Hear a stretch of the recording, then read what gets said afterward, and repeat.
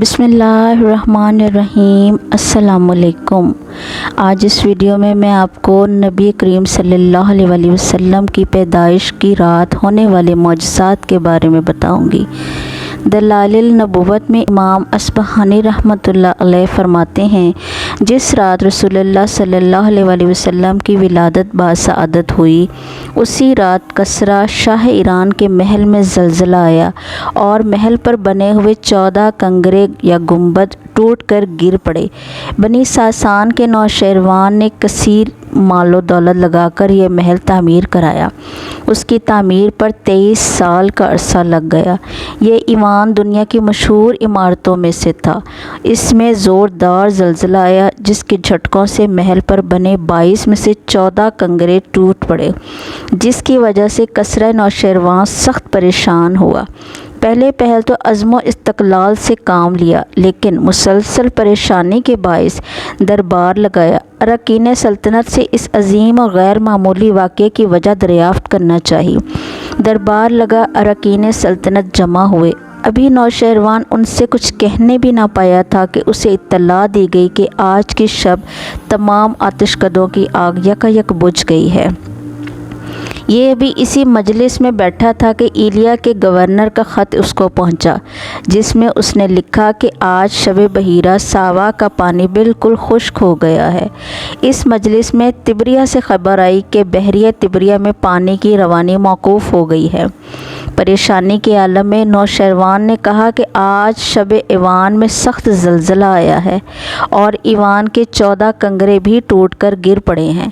یہ سن کر کسریٰ کے مفتی اعظم موبزان نے کہا کہ آج کی رات میں نے ایک خواب دیکھا ہے کہ عربی اونٹ اور گھوڑے دریائے دجلہ کو عبور کر کے عجم کے شہروں میں پھیل چکے ہیں۔ بادشاہ نوشیروان نے موبزان سے پوچھا کہ تجھے اپنے خواب کی تعبیر کیا سمجھ آتی ہے؟ موبزان نے کہا کہ بظاہر یوں معلوم ہوتا ہے کہ عرب میں کوئی بڑا واقعہ رونما ہونے والا ہے۔ ساتھ ہی یہ کہا کہ آپ ہیرا کے کسی عالم سے اس کے بارے میں دریافت کر لیں۔ چنانچہ نوشیروان کے حکم پر نعمان بن المنذر نے عبد المسیح غسانی کو بھیجا۔ عبد المسیح کی عمر اس وقت لگ بھگ 150 برس ہوگی۔ اس کے سامنے خواب اور حیران کن واقعات بیان کیے گئے تو اس نے کہا کہ شام کے شہر جابیہ میں میرا ماموں ستیح رہتا ہے، اس سے معلوم کرنا پڑے گا۔ ستیح کی عمر اس وقت 300 برس کے قریب تھی۔ اس کے بدن میں سوائے کھوپڑی کے کوئی ہڈی نہیں تھی، اس وجہ سے وہ بیٹھ نہیں سکتا تھا۔ ہاں، جب اسے غصہ آتا تو اس کا بدن پھول جاتا، جس کی وجہ سے وہ کچھ لمحے کے لیے بیٹھ پاتا۔ اس کا چہرہ سینے میں تھا، گردن بالکل نہ تھی۔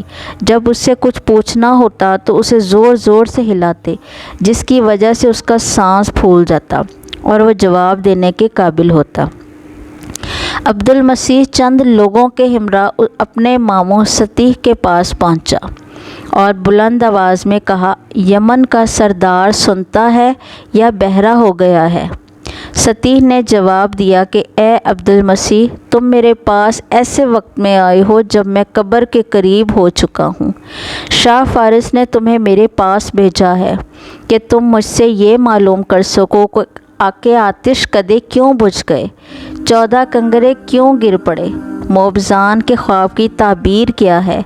اے عبد المسیح، جب کلام اللہ کی تلاوت بکثرت ہونے لگے، نبی آخر الزمان صلی اللہ علیہ وآلہ وسلم اعلان نبوت فرما دیں، بحیرہ ساوا کا پانی خشک ہو جائے، فارس کے آتش کدے بجھ جائیں، تو سمجھ لینا کہ بابل اہل فارس کی جائے قیام نہیں رہا اور نہ ہی شام ستیح کا ملک رہا۔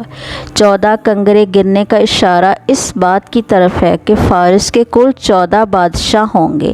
یہ کہنا تھا کہ ستیح کا دم ہوا۔ عبد المسیح وہاں سے فوراً واپس ایران آیا، کسریٰ نوشیروان کو سارا ماجرا سنایا۔ اس نے تعجب سے کہا، 14 بادشاہوں کے لیے تو لمبا زمانہ درکار ہے، لیکن اسے یہ خبر نہ تھی کہ خدائی وعدہ بہت جلد پورا ہونے جا رہا ہے۔ 4 سال کی مختصر مدت میں 10 بادشاہ، جن میں سے بعض قتل ہو گئے اور بعض معزول کر دیے گئے، ختم ہو گئے۔ باقی 4 بھی حضرت عثمان غنی رضی اللہ تعالیٰ عنہ کے ابتدائی زمانہ خلافت تک ختم ہو گئے۔ آخری بادشاہ یزدجرد پہلے لوگوں کے گھروں میں چھپا رہا اور آخر کار قتل ہوا۔ یوں 3164 سالہ سلطنت کا خاتمہ ہوا۔ آپ صلی اللہ علیہ وسلم کی نبوت کے اسبات پر آپ صلی اللہ علیہ وسلم کی ولادت بسعادت سے بھی قبل دوسری دلیل ایران کے آتش کدوں کی آگ کا یکایک بجھ جانا ہے۔ ان آتش کدوں میں ایک مرکزی آتش کدہ تھا جسے ایران کے بادشاہ گستاشپ نے مجوسیت اختیار کرنے کے بعد 1000 سال پہلے قائم کیا تھا۔ مجوسی آگ کی پوجا کرنے والی قوم کو کہتے ہیں۔ ان کا عقیدہ یہ ہے کہ آگ نفع و نقصان کی مالک ہے۔ یہ دن رات اپنے عبادت خانے جسے آتش کدہ کہا جاتا ہے اس میں آگ روشن کرتے ہیں۔ دن میں خوشبودار لکڑیاں اور رات میں سندل سے ابتدا کرتے ہیں اور پھر عام لکڑیاں اس میں جلاتے ہیں۔ مجوسی لوگ چونکہ آگ ہی کو اپنا خدا مانتے تھے اس لیے وہ اسے اپنے عبادت خانے سے بجھنے نہیں دیتے تھے۔ ایران کے اس آتش کدے میں مسلسل 1000 سال سے آگ جل رہی تھی، لیکن جب آپ صلی اللہ علیہ وسلم کی ولادت بسعادت کا وقت آیا تو وہ آگ یکایک بجھ گئی، جس میں اس بات کی طرف اشارہ تھا کہ اسلام کے مقابلے میں مجوسیت مٹنے والی ہے۔ آپ صلی اللہ علیہ وسلم کی نبوت کے اسبات پر آپ کی ولادت بسعادت سے بھی قبل تیسری دلیل بحیرہ ساوا نامی جھیل کا یکایک خشک ہو جانا ہے۔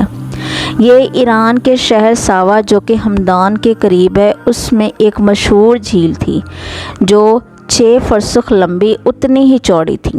یہ ایران کا سیاحتی مقام تھا، لوگ یہاں پر آتے تھے، اس لیے اس کے ارد گرد گرجا گھر، مجوسیوں کے عبادت خانے، آتش کدے بنائے گئے تھے تاکہ سیاحوں کو اپنے مذہب کی تبلیغ دی جا سکے۔ جس رات آپ صلی اللہ علیہ وسلم کی ولادت بسعادت ہونی تھی اسی رات اس جھیل کا پانی یکایک خشک ہو گیا اور ایسا خشک ہوا کہ ایک قطرہ بھی باقی نہ رہا۔ حضرت ارباز بن ساریہ الفزاری رضی اللہ تعالیٰ عنہ سے مروی ہے کہ میں نے رسول اللہ صلی اللہ علیہ وسلم کو یہ فرماتے ہوئے سنا، اللہ رب العزت کے ہاں میں اس وقت خاتم النبیین تھا جبکہ حضرت آدم علیہ السلام اپنے خمیر میں تھے۔